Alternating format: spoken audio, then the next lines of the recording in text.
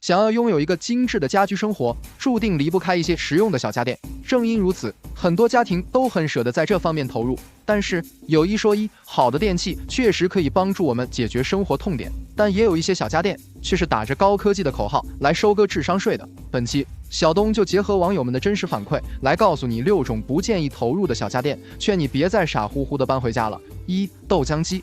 当养生突然成为一种趋势时，豆浆机也理所当然地成为了热销品。很多人想着自己榨的豆浆自然要比那些添加大量糖和添加剂的豆浆喝着健康，于是纷纷跟风购买。然而用过之后才发现很鸡肋，远远没有想着中那么好用。豆浆研磨得比较粗糙，口感差也就算了，关键是豆子稍微多点，还容易外溢糊底。另外，豆浆机太难清洁，这也是被大家吐槽最多的地方。因此，随着时间的推移，豆浆机也逐渐跌下神坛，几乎成为家庭闲置率较高的小家电之一。网友@61妈妈，豆浆机功能太单一了，用它打玉米汁根本不行，太差了。打豆浆也是粗不粗、细不细的，过滤麻烦不说，拉嗓子还不香，堪比垃圾中的战斗机。网友家乐乖乖，避雷某洋豆浆机，入手发现真的很一般，豆浆粗糙，必须用过滤网过滤，没有破壁机打出来的香醇，研磨时的噪音还比较大。虽然标注的功能比较多，但基本没啥区别，只是时间长短的不同。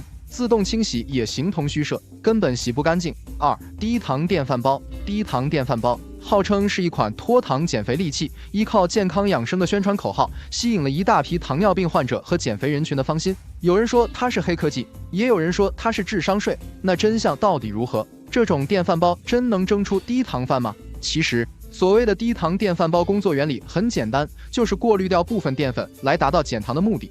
但是通过降低米饭含糖量就能降血糖？答案显然是不可能的。说白了，这完全是偷换概念，就是妥妥的智商税。网友炒麦粉，家人们别再去当冤大头了，这玩意就是智商税，没有用。虽然去掉一部分淀粉，但摄入总量也提高了，最终摄入的热量没有区别。网友小牛，过滤掉米汤，少了淀粉，也少了其他营养素，长期食用低糖米饭可能会导致维生素的缺失。想减肥健身，最有效的方法是用小米、荞麦、燕麦等粗粮代替大米，达到控糖的目的。3. 榨汁机。市面上的鲜榨果汁一杯就要10几块，甚至是几十块钱，价格真的太贵了。于是很多朋友想着还不如自己买一台榨汁机划算，想喝什么就自己榨什么。但等到真正入手时，才发现使用率太低了。原本洗完水果就可以直接吃，现在还要削皮切水果，然后再榨汁，结束后清洗也是相当麻烦。榨汁机里面所有的零件都要一一拆开清洗，最终的结果就是用过几次就闲置吃灰了。网友爱尔兰咖啡，家用榨汁机没想象中那么好，想买的千万要冷静，剥皮太麻烦，有那个时间我都能再吃3个橙了。另外，用它榨成汁起泡沫不说，而且果渣太多了，特别像别人在嘴里嚼成泥又吐了出来。网友史努比的生活，听劝别买榨汁机，鸡肋没用的东西，要吃水果就直接吃，方便又健康。榨汁破坏了水果纤维，让糖更容易吸收，反而容易长胖升血糖。4. 除螨仪。现在网上随便搜一搜，各类除螨仪的宣传铺天盖地，又是紫外线，又是热风，又是拍打的，都是号称可以达到99%的除螨率。最近我有一个朋友，家里的小孩对尘螨过敏，花了快2000块买了个除螨仪，真的是可怜天下父母心。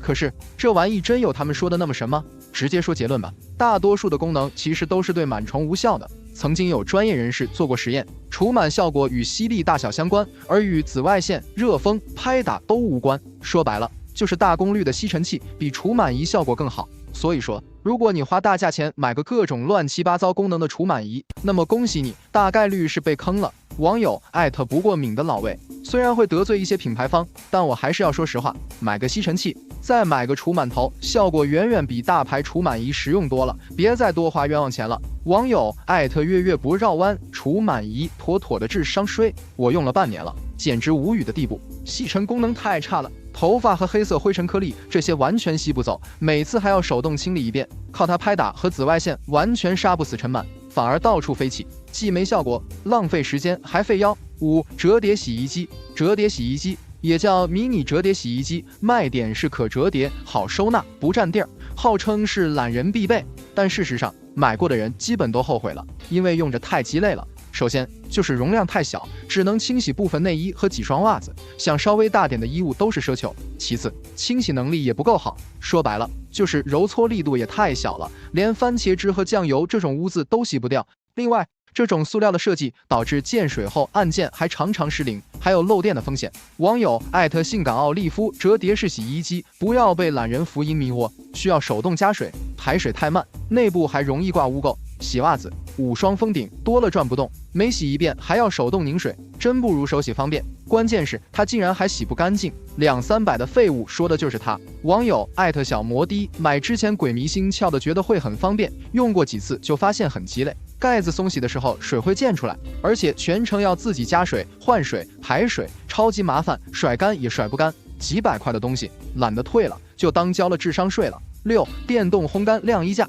电动烘干晾衣架其实就是打个高科技口号，收割智商税的产品，不接受反驳。电动晾衣架与老式的传统晾衣架相比，不仅有基础照明，还能电动升降功能，确实很实用。但是那种多功能于一身的电动晾衣架就是妥妥的智商税，什么紫外线杀菌、热风烘干的，看似很高级，实则很鸡肋。烘干效果差不说，而且还特别的费电，还不如挂在阳台上风干效果好。这种鸡肋体验并不是我个人观点，而且无数人踩坑的经验教训，动辄3-4千的售价，依靠它来烘干，还不如投资一台单独的烘干机呢。网友爱吃汉堡的安琪拉电动晾衣架，烘干功能真的是智商税。买之前想着下雨天有烘干功能能挺好，安装之后才知道根本没有，吹出来的风还没吹风机热，想吹干衣服等猴年马月了。网友毛毛的家电动晾衣架，别买什么烘干杀菌的，这些鸡肋功能都是为了加钱设计的。我家也买了，